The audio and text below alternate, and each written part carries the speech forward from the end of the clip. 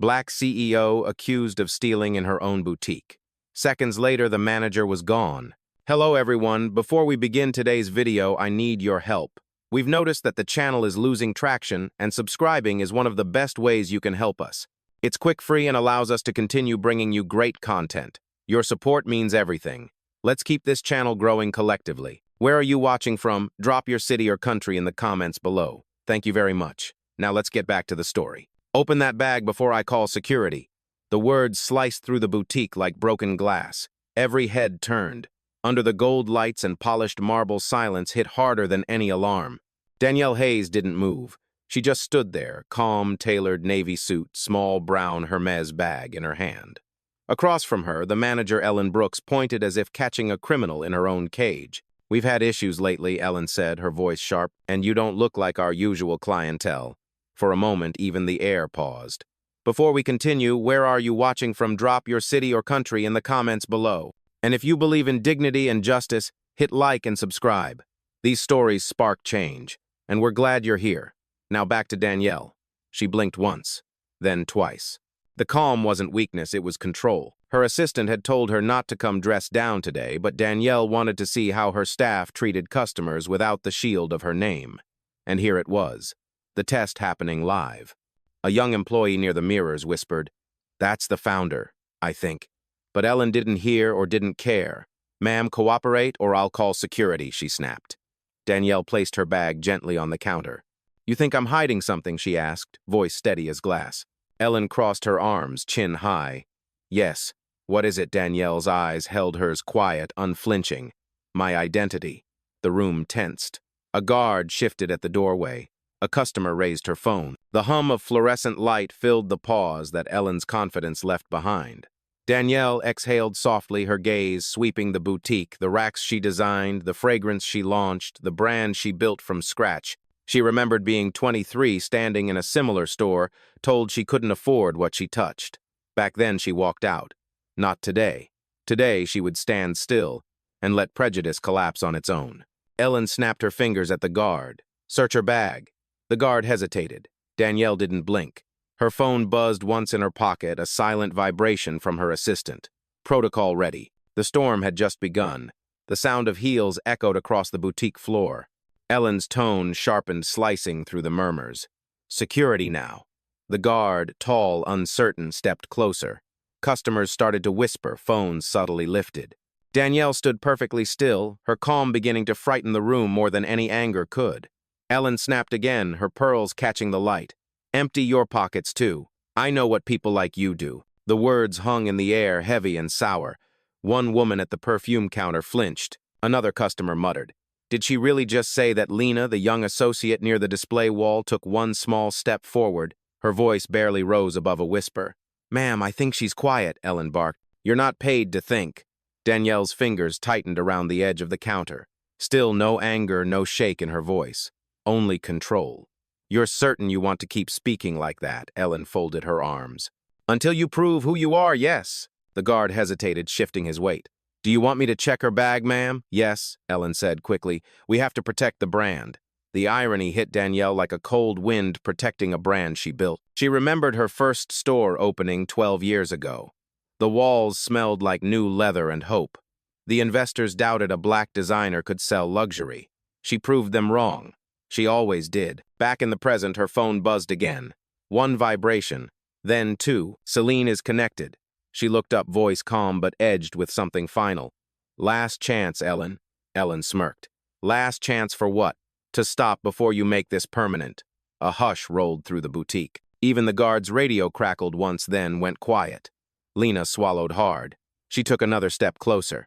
"Miss Brooks, maybe you should check the system first." Ellen turned glaring. "And lose my job for hesitating. Not a chance." Danielle tilted her head, the faintest smile touching her lips. "That's already happening. You just don't know it yet." The lights from the display shimmered against the marble floor, reflecting the stillness of a moment about to break. Outside, a delivery truck passed, its horn echoing faintly. Inside, no one dared move. Then Danielle reached for her phone, pressed one button, and said quietly, "Celine, proceed." A small chime sounded from the boutique's main computer behind the register. The screen flickered. The staff froze.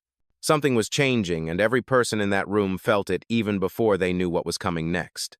The chime from the register still echoed when Ellen lunged forward, voice rising like feedback through a broken mic.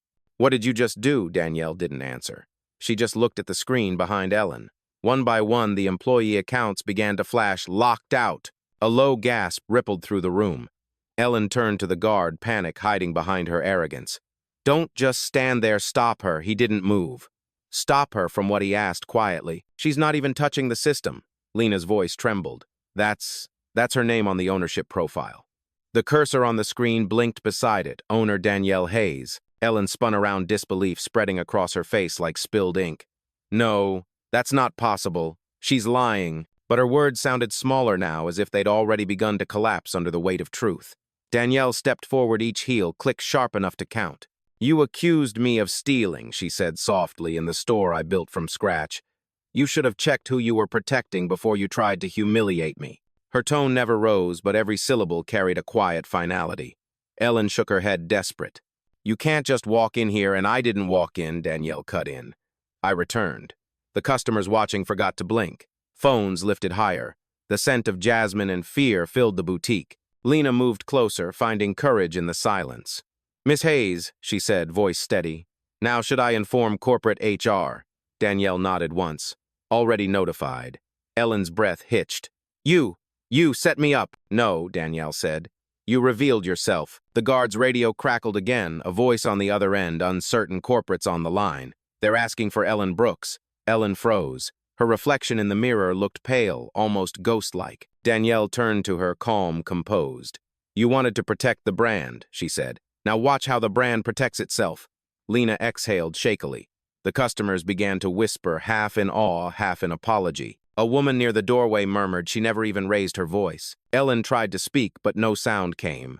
She looked down at her tablet screen, dark, locked. Access revoked. Danielle adjusted her blazer eyes, unwavering. "Security," she said. "Please escort Miss Brooks out." No shouting, no chaos, just the quiet rhythm of consequence. As the guard guided Ellen toward the door, Danielle turned to the room. "Let this be clear," she said, voice steady. "Power doesn't need volume, it needs proof." The door clicked shut behind Ellen. And for the first time since the accusation, the boutique was truly silent. For a long moment, no one breathed.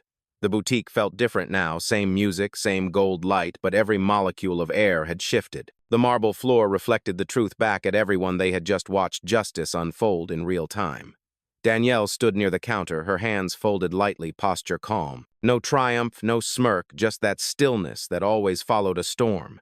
Lena hovered nearby, voice soft. "Miss Hayes, are you okay?" Danielle glanced at her. "I'm fine. But thank you for speaking up when it wasn't safe to." Lena hesitated. It didn't feel brave. It just felt wrong to stay quiet. "That's what bravery sounds like," Danielle said. A few customers stepped forward, cautious but drawn by something bigger than curiosity. A middle-aged man in a gray coat cleared his throat. "I'm sorry," he said, "for not saying anything sooner. We all saw what she did." Danielle's eyes met his, gentle but unflinching. "It's not about guilt," she replied. "It's about learning who we become when we see injustice and stay silent." Phones were still recording, but the tone had changed. This wasn't scandal anymore, it was lesson. One woman whispered to another. She could have yelled. She didn't. The reply came quietly. "That's how you know it's real power." Danielle walked to the boutique center where a display mannequin stood frozen in white silk. She straightened the fabric with one hand, almost symbolic, a small act of restoration. She remembered the first time she sewed that design by hand in her apartment, using a borrowed machine and 6 yards of hope. Back then, she didn't know the world would try to shame her for owning what she'd built. Now she knew, and she'd stopped asking permission. Behind her, Lena was on the phone with corporate HR. "Yes," termination confirmed, she said softly. "Yes, Miss Hayes is here. In person." Danielle turned to the staff who remained. "You're not in trouble," she said. "But from today forward, you'll be retrained on what it really means to represent this brand." A pause. "It starts with respect." The young guard nodded slowly, eyes low. "Ma'am, I'm sorry too." Danielle offered a quiet nod back. "Apology accepted. Just make sure the next person who walks in never has to hear what I did." Outside, traffic hummed, life going on as if nothing had happened. But inside, the boutique had changed. A different kind of luxury now filled the space, dignity. Danielle turned toward the front window, watching her reflection against the glass display. For the first time that day, she allowed herself a breath that felt whole. They saw what power looks like when it's quiet, she murmured. And in that silence, it was louder than applause. By the time corporate security arrived, the boutique had turned into something between a courtroom and a confessional. The music still played softly overhead, that same French jazz meant to sell perfume, but no one was buying anymore. They were listening. A tall woman in a navy coat stepped in, first headset glinting under the lights. "Miss." Hayes. Danielle nodded. "It's handled. But document everything." The woman gave a small nod and began photographing the scene, the counter, the register logs, the locked system screens. Evidence of a mistake that had just rewritten the company's training manual. From the corner, Lena lowered her phone. "It's trending," she whispered, eyes wide. "Someone filmed the whole thing. It's everywhere already." Danielle didn't flinch. "Good. Let the world see what silence can do when it finally speaks." One customer approached a young black woman holding a shopping bag, voice shaking slightly. "I just wanted to say, thank you. I've been followed in stores like this more times than I can count."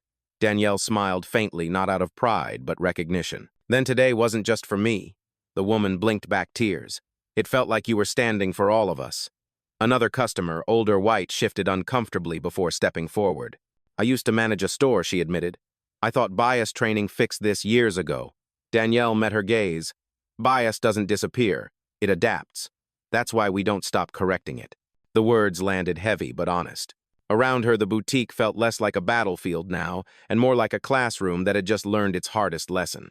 Lena approached again, holding a printed notice that had come through the office. "Fax termination confirmed," Ellen Brooks' manager, effective immediately. She hesitated. "Should I post this internally?" Danielle nodded once. "Transparency heals faster than secrecy."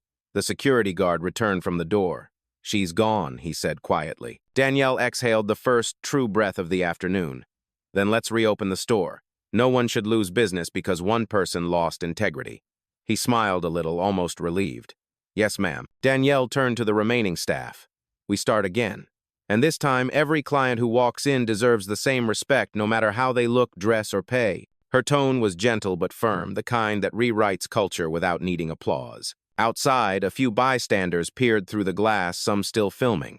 Inside, calm returned, but it wasn't the fragile quiet from before. It was earned. Danielle looked once more toward the display window where her reflection merged with the logo Hayes Atelier.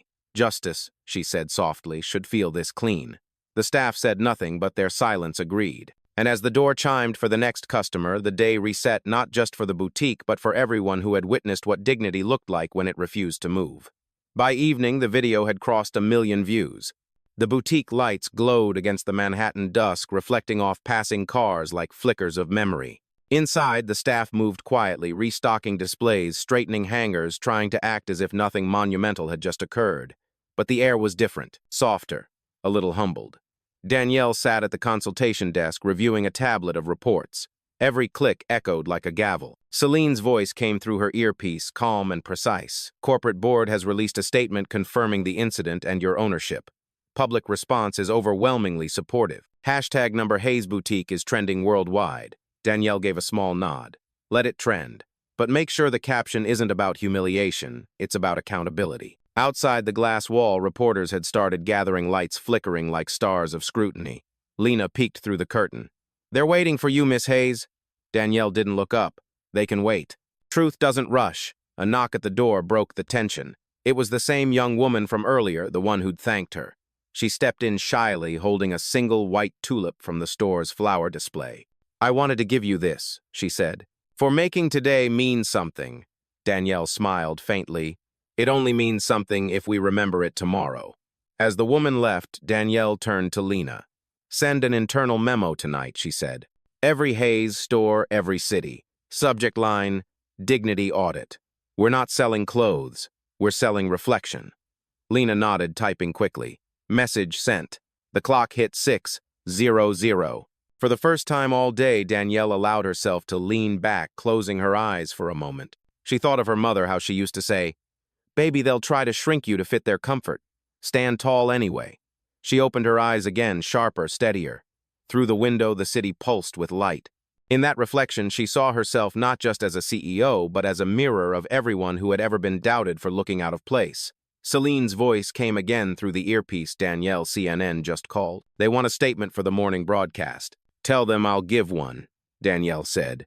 But not about the scandal, about the standard. Lena blinked. That's powerful. Danielle smiled softly. Power doesn't come from the title. It comes from how you hold it. She rose from her seat, smoothing her blazer eyes, catching the faint shimmer of the boutique's logo etched into the glass. Hayes Atelier, designed with grace. Let them film this, she murmured. Not the anger, the aftermath. Outside, cameras flashed. Inside, she walked past the mannequins like they were sentinels guarding her story. And as the door closed behind her, the world finally understood the quiet ones aren't weak, they're the storm after the noise. The next morning, the world had already decided who Danielle Hayes was. Headlines stretched across every major outlet. Black CEO accused in her own store responds with silence and power. When she stepped into the studio at dawn, the air was sharp with caffeine and cameras. A young producer whispered directions as if guiding royalty through a battlefield. Miss Hayes, we'll go live in 60 seconds. Just speak from the heart. She smiled slightly. That's the only place worth speaking from.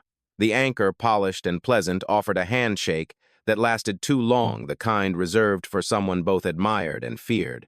Quite a story, Miss Hayes, he began once the red light blinked on. What went through your mind when that manager accused you? Danielle looked straight into the lens, calm as a tide. The same thing that goes through every black woman's mind when she's doubted in a room she built herself. Here we go again.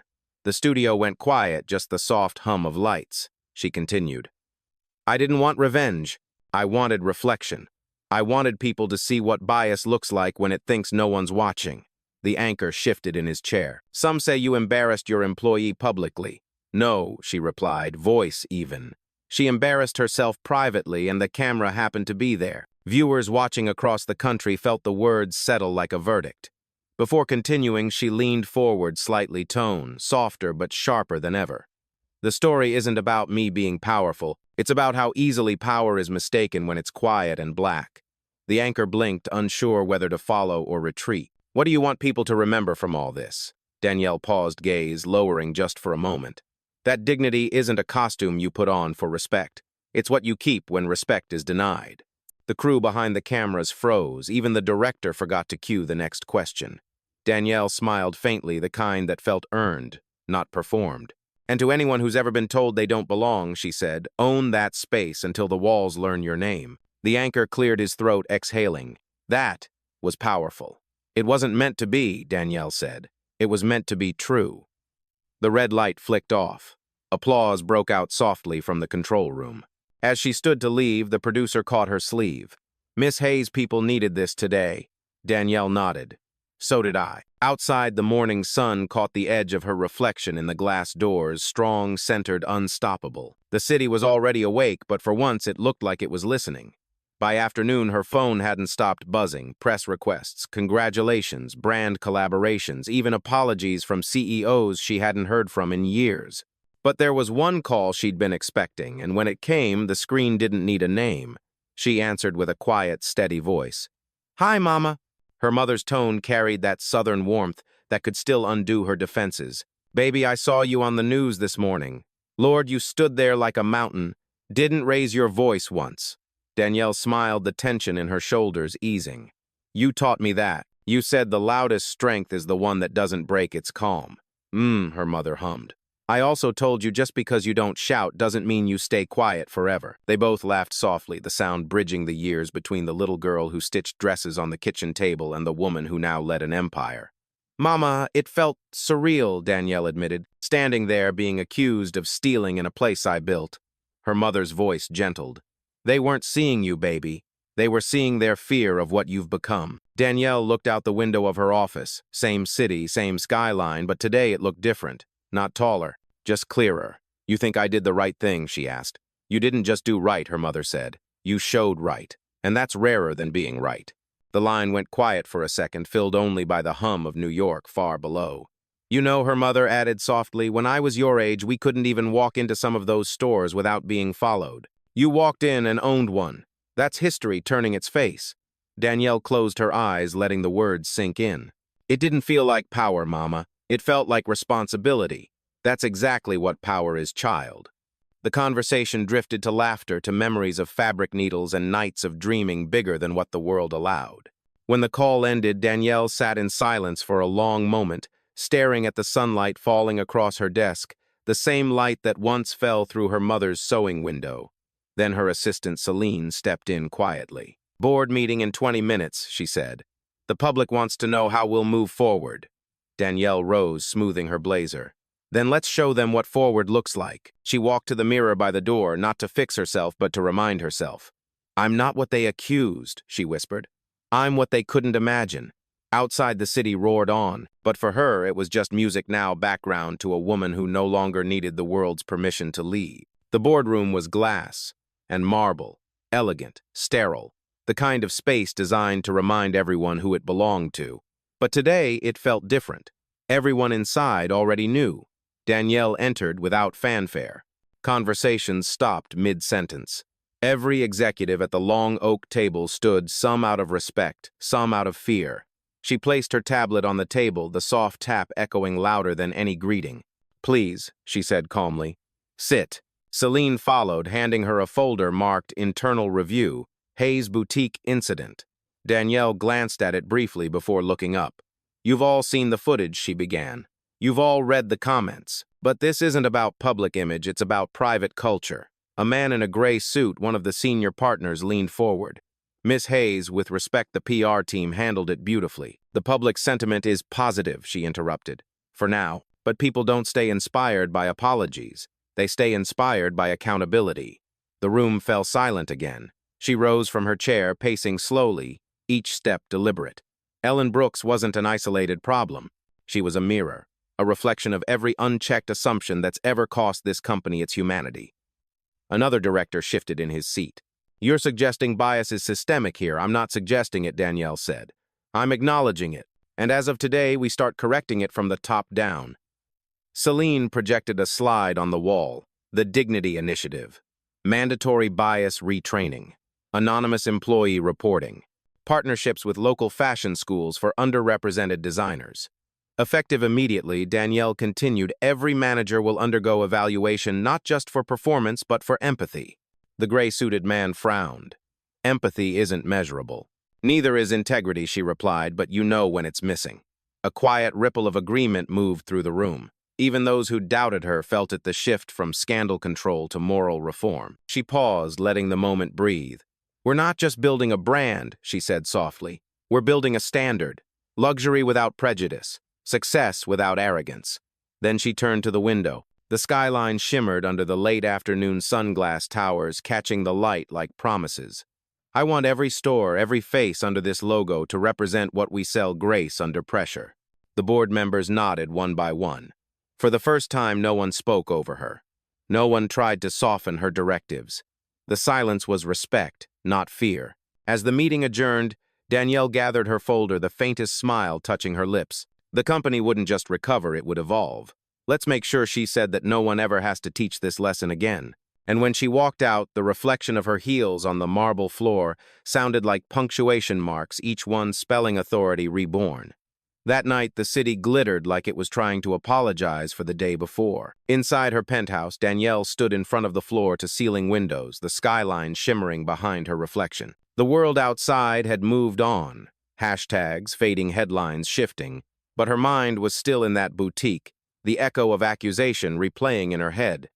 On the table lay the silver bracelet that had fallen from her bag. The same piece Ellen had held up as evidence. Danielle picked it up, turning it over in her fingers. Engraved inside, for every door they tried to close, a gift from her mother the year she opened her first store. She smiled faintly, irony never looked so poetic. Her assistant Celine entered quietly. "The press wants another interview. Late-night talk shows, podcasts, everyone's calling." "Tell them no," Danielle said. "If they didn't listen when I was silent, they don't deserve a quote now." Celine hesitated. "It could help sales." "I'm not selling survival," Danielle replied. "I'm showing what it costs." She walked to her desk, the bracelet catching the glow of the city. A framed photo of her younger self sat beside the computer, 23, bright-eyed, standing outside her first pop-up stall. No designer shoes, no cameras, just faith. She thought of the customers who'd seen her yesterday, the ones filming in shock. "They'll forget my name," she thought, but not the silence that followed. That was enough. Celine lingered near the doorway. You think things will really change? Danielle looked out at the skyline. Change doesn't happen because people are angry. It happens because they're awake. And if they fall back asleep, Danielle smiled softly. Then we wake them again. Her phone buzzed once a notification. The video had reached 10 million views. She set the phone face down, refusing to let the numbers define the impact. Walking toward the window, she caught her reflection again, her face overlapping with the city lights. In it, she saw two versions of herself, the one the world accused and the one that never needed to explain. She spoke quietly, almost to the glass. They saw a thief. I saw a test, a pause, and I passed without raising my voice. Outside, a storm was forming somewhere over the Hudson, silent lightning threading the clouds. Danielle watched it unflinching. The city would sleep, the headlines would fade, but the lesson would linger. Power doesn't shout, it endures. She turned off the lights, leaving only the reflection behind the woman who had been accused, and the woman who could no longer be doubted.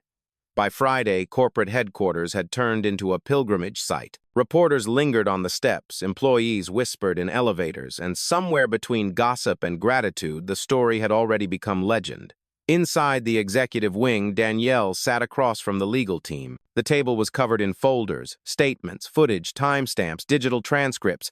None of it rattled her. She'd already lived the evidence. Miss Hayes, the lead attorney began cautiously.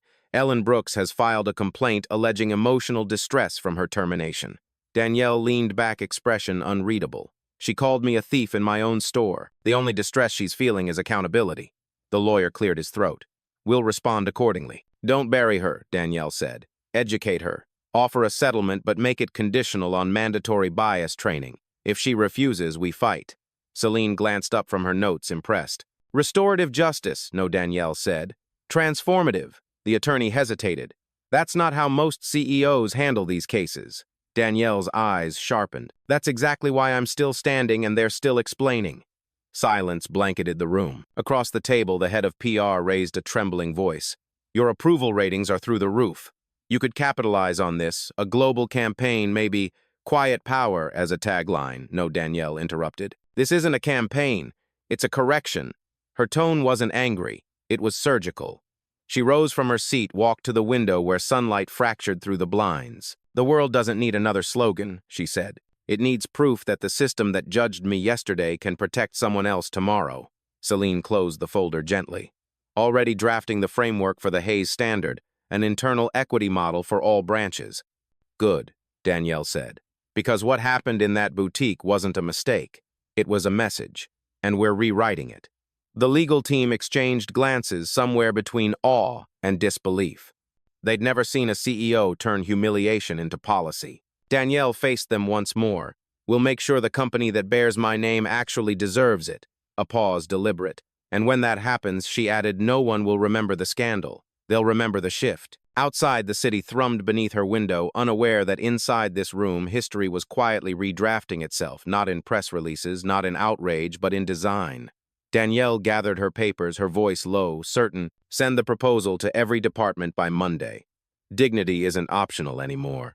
And as she left the room, the last sound was the echo of her heels, not noise, but proof that change had weight when it walked with purpose. Monday morning, the city awoke to a headline that didn't scream, it spoke. The Hayes Standard launches dignity is the new luxury. Every major outlet carried her photo, Danielle Hayes, standing in front of the same boutique where it all began. No flashing jewelry, no PR smile, just her centered, composed, resolute. Inside the store, employees gathered for the relaunch. The air hummed with something invisible but alive respect. New posters lined the walls, not models but real people. A delivery driver, a seamstress, a young designer. Each caption read, "You belong here." Danielle stepped up to the small podium by the register microphones aimed at her, but the tone was intimate, like she was speaking to the room, not the world. This store was built on beauty, she began. But beauty means nothing if it excludes the people who define it. She paused, letting silence work like punctuation. A few days ago, I was accused of stealing here. Today, I'm giving something back, a new standard. Not for luxury, but for humanity. The crowd of staff and customers listened, phones recording, eyes fixed. The Hayes Standard means no one is invisible when they walk through our doors. It means leadership isn't loud, it's consistent. And it means the next time bias speaks, the company answers before I have to. Applause rose, not thunderous, but steady human. The kind that comes from understanding, not spectacle. Danielle caught sight of Lena near the front, hands clasped, pride soft in her eyes. She smiled. And to those who spoke up when silence was safer, you are the brand now.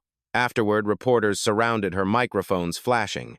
One voice cut through Miss Hayes. After all this, what would you say to the woman who accused you? Danielle turned toward the cameras.